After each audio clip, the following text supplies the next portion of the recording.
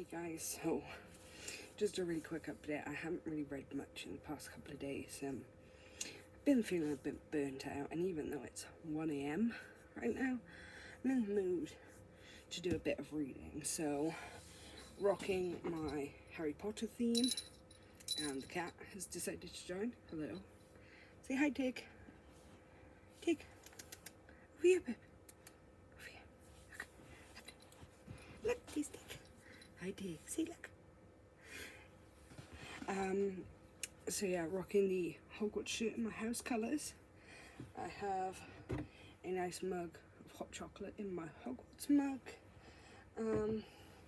And we're going to read a bit more of Meddling Kids. So I'm 50 pages in. I'm hoping to at least make it to the quarter mark. But we'll see.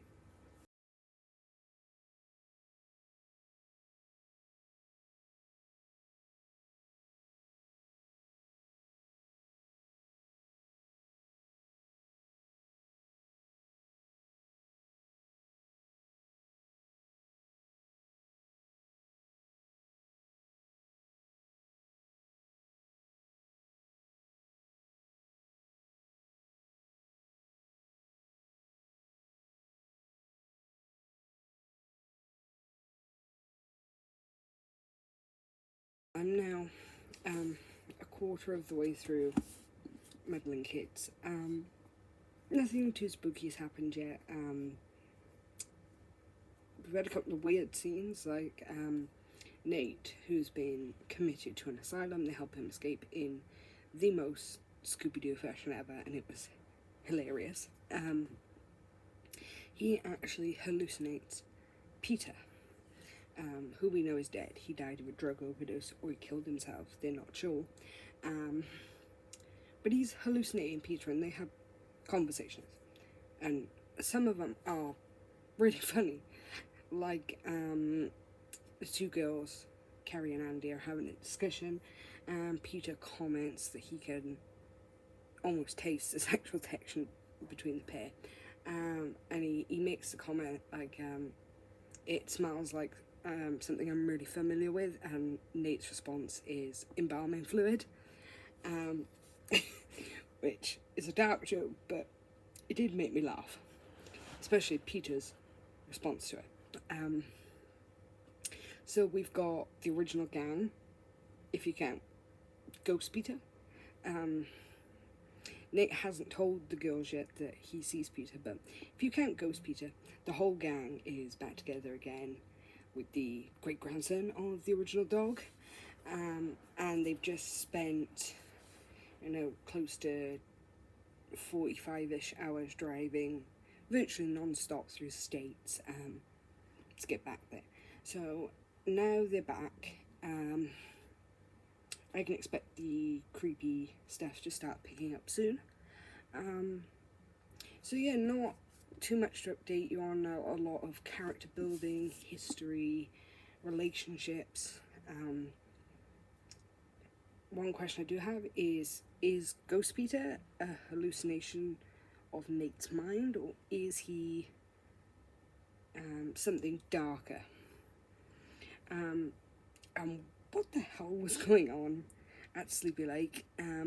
From the couple of hints we've had, it seems demonic, supernatural in origin. Like, they mention a book that is compared to the Necronomicon, which, if you've read Lovecraft, is a book you really don't want to be messing with, even if you know what you're doing, because you might accidentally summon Cthulhu or something.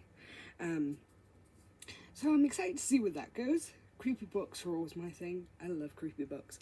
Like, The Devil Makes Three by Tori Bovalino features a cursed book. Wild ride. Loved it. Another cursed book I have read, Lovecraft's stories. Really enjoyed a lot of those as well. So I'm excited to see how cursed books play into this. But I will check back in with you again around the halfway mark, and I shall see you then. Hey guys, So it's been a few days since I've given you an update. It's now the 21st of March. I haven't made any more progress in meddling kids because I've just been in the mood for other things. But since then I have read 4 books. I've read Sweet Berries by C.M. Nacosta, which is the sequel companion novella to Morning Glory Milking Farm. Love and Other Dead Things by Astrid Adams, which was a collection of horror short stories, which I've really enjoyed. I gave Sweet Berries 4 stars, Love and Other Dead Things 4.5. I also read Parallel by Matthias Lehmann. It's a graphic novel set in 1950s Germany, following a gay man through life when a time when homosexuality is illegal. And then I read Silver in the Wood by Emily Tesh, and I do have Drowned Country ready to go, so I will be reading that today. And there's a couple of other really short ones in series or companion series that I want to finish in the next couple of days. Plus I do have to start Girl Forgotten by April Henry for the blog tour next week. So I don't know whether I'm actually going to finish my TBR job picks. It depends on my mood, but I should definitely be able to finish Meddling Kids before the end of the month, but Hand of the Sun King and Kingdom of Back might have to roll over into April, but we shall wait and see. Also, on an unrelated note, I have a tattoo update. So I had my Silence of the Lambs tattoo done, which is the Death's Head moth with my favourite Hannibal quote, which is, "The tragedy is not to die but to be wasted." I'm also having another one next month, which is an anime tattoo, which is, if you watch anime Naruto, the Uchiha clan, it's all the main ones, their eyes, so like Madara, Itachi, Sasuke, Obito, all of those. So I will have an update on that next month for you. But yeah, I'm going to jump back into reading, and I shall give you an update in a bit. Hey guys, just another quick update. I finished my 15th book of the month, which was Blue Moon by Laurel K. Hamilton, which I'm reading for the Anita Blake buddy read I'm doing over on Discord. I am very behind. We're supposed to be starting Micah, which is, there goes my pad.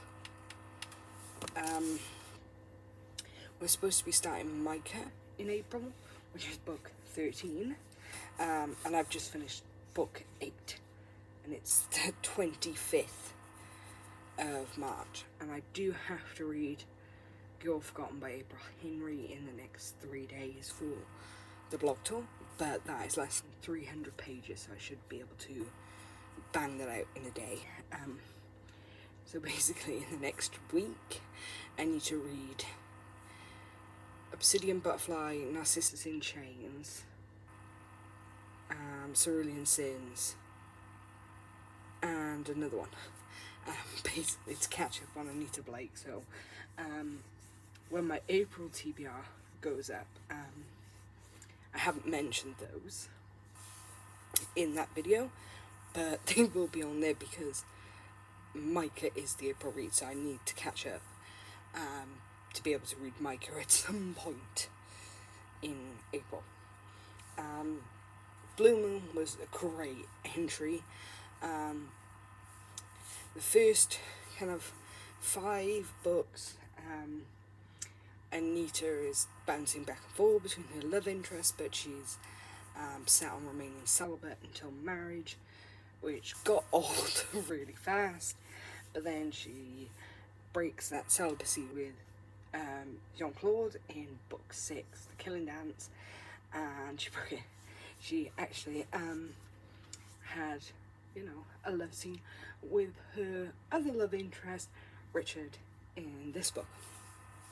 But what intrigued me more than anything in the series is Anita's growing abilities, learning how to be the looper to the Lukoi, the werewolves, and to be the Nimon Ra, or the leader of the were leopard part, and her growing bonds with these people who she is governing over and protecting. But we also see her growing attachment to a few other vampires, namely Damien, in the form of essentially what I would call a vampire's call. He is her servant. He will obey her orders above that of Jean-Claude, even though Anita is human and Jean-Claude is a master vampire. And then her growing relationship with Asher. And Asher was previously in Menage a Trois with Jean-Claude and another woman centuries ago.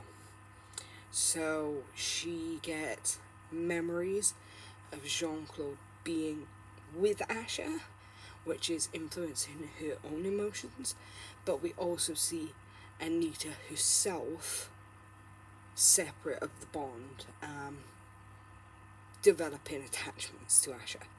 So I'm really excited to see where they go. I know, because the series is quite old, that we do have several more love interests to look out for, namely Asher, Nathaniel and Micah. Now, we've already met Nathaniel and Asher, and I'm really excited to see where those two relationships go, but we haven't met Micah yet, so I'm excited to see where that goes. I'm not too excited about Obsidian Butterfly, purely because I know it centres around Anita and Edward, who are affectionately called the Executioner and Death, respectively. And, you know, it is a bit of a spoiler, but, like, Edward leads this double life where he has a fiancée and children that no one knows anything about, not even Anita, and she's getting dragged into all this.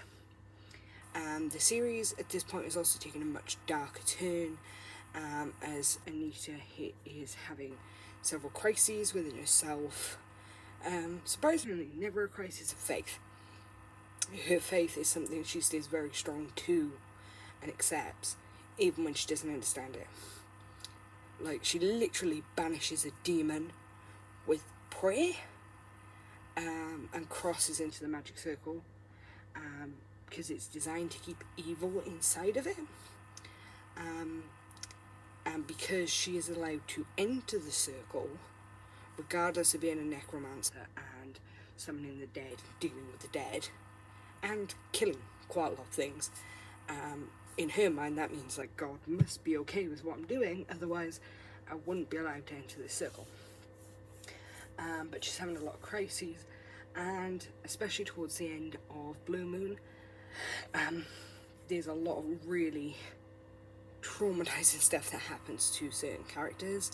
So, you know, check the trigger warnings for the series as a whole, but specifically this one, definitely watch those trigger warnings. And I know a bit of a spoiler for Obsidian Butterfly, where one of these themes is going to be used again, and it is in a lot of the other characters' past. So just, if you have any issues with